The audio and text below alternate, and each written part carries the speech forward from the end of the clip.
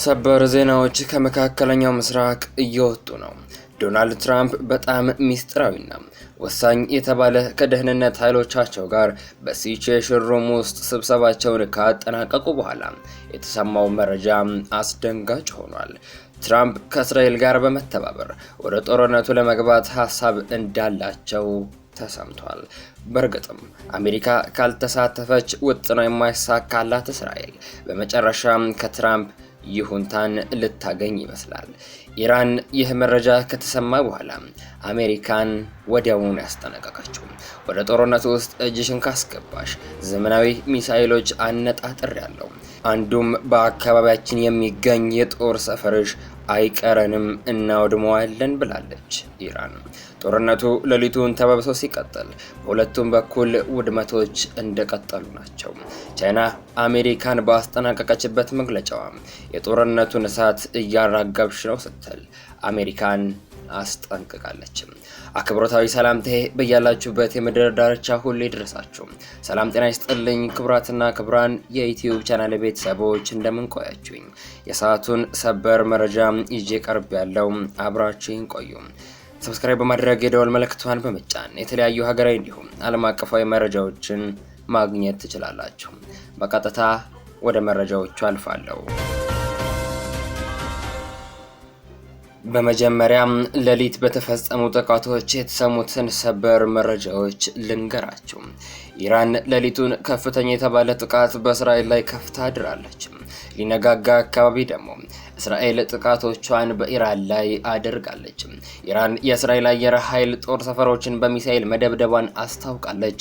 ሌሊት በከፍተኛ ሁኔታ በተባባሰው የእስራኤልና ኢራን ግጭት ጥቃቱ ማምሻውንም በሁለቱም ሀገራት በኩል ተጠናክሯል።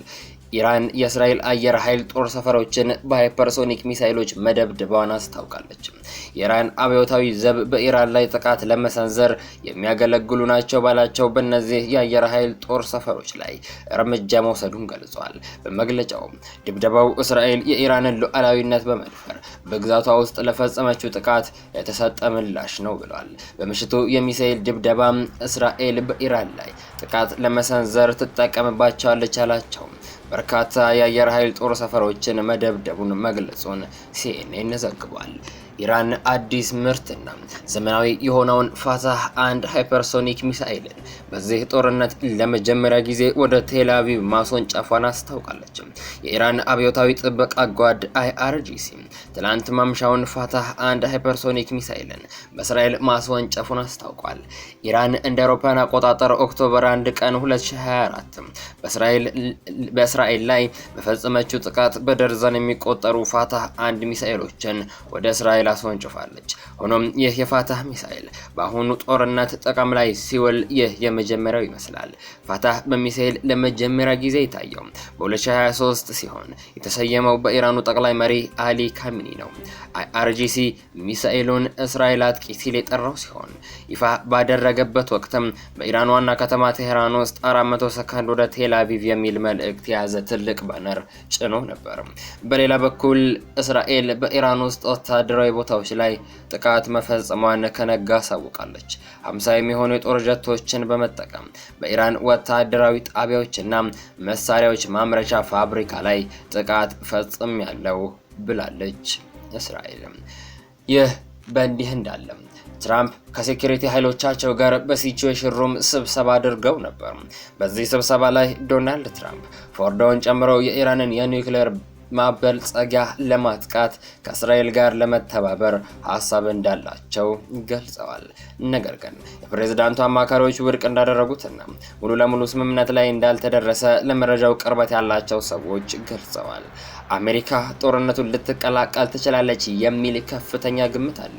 ለዚህም እንደ ትልቅ ምክንያት የሚታየውና ዋና ዓላማው አንድ ስለሆነ ነው። እሱም በፎርዶ የሚገኘው የኒውክሌር ማበልጸጊያ ጣቢያን መምታት ነው።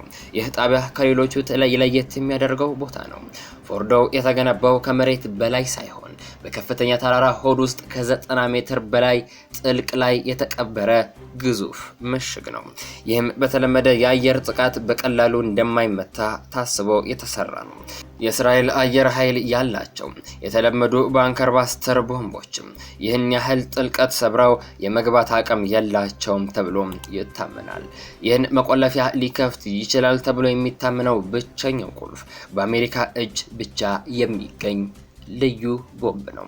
ስሙም GBU 57 ኤቢ ማሲቭ ኦርዳንስ ፔኔትሬተር ወይም MOP ግዙፉ የጥልቅ ሰብሮ ገብ ቦምብ ይሰኛል። ክብደቱ 13600 ኪሎ ግራም ወይም 30000 ፓውንድ ይደርሳል። ይህ ከመደበኛ ቦምቦች በብዙ እጥፍ ይከብዳል። እስከ 60 ሜትር ወይም 200 ጫማ የተጠናከረ ኮንክሪት ሰብሮ የመግባት አስፈሪ አቅም አለው። ይህም ፎርዶ የተቀበረበትን ጥልቅ ደርሶ ለማውደም የተነደፈ ነው። ይህንን ግዙፍ ቦምብ መሸከም የሚችሉት እንደ B2 ስፕሪት ያሉ የአሜሪካ ስውር ቦምብ ጣይ አውሮፕላኖች ብቻ ናቸው። እስራኤል ይህ አይነቱ አውሮፕላን የላትም። ባጭሩ ፎርዶውን ከጥቅም ውጭ የማድረግ ወታደራዊ አቅም የቦምቡም ሆነ የተሸካሚ አውሮፕላኑ በአሁኑ ሰዓት ያለው በአሜሪካ እጅ ብቻ ነው ማለት ይቻላል። እስራኤልም ሌሎቹን ሳይቶች ለመምታት ሞክራ ያልደፈረችው ይህንን ሳይት ብቻ ነው። ለዛም ነው አሜሪካን ወደ ጦርነቱ እየጋበዘች የምትገኘው። ኢራን በበኩሏ አሜሪካ በይፋ ጦርነቱን ከተቀላቀለች በመካከለኛው ምስራቅ የሚገኙ ሁሉንም የአሜሪካ የጦር ቤዞችን ለመምታት ዝግጅቴን ጨርሻለሁ ብላለች። ሚሳኤሎችና ሌሎች መሳሪያዎች ተዘጋጅተዋል። የምጠብቀው አሜሪካ ጦርነቱን በይፋ እስክትቀላቀል ድረስ ብቻ ነው ስትል ኢራን አስታውቃለች።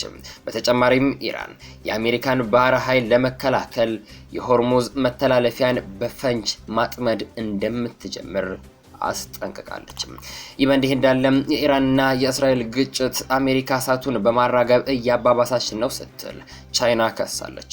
የዩናይትድ ስቴትሱ መሪ የቴህራን ነዋሪዎችን ወዲያውኑ ለቀው እንዲወጡ ካስጠነቀቁ በኋላ ቻይና በኢራንና በእስራኤል መካከል እየተባባሰ ባለው ግጭት ላይ እሳት በማቀጣጠል ትራምፕን ከሳለች።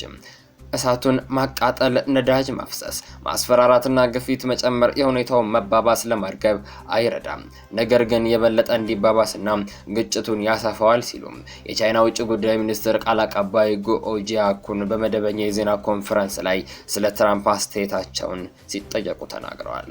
በእስራኤል የሚገኘው የቻይና ኤምባሲ ማክሰኞ እስራኤልና ኢራን ከባድ ጥቃት ውስጥ መግባታቸውን ተከትሎ ዜጎቹ በተቻለ ፍጥነት ሀገሪቱን ለቀው እንዲወጡ አሳስቧል።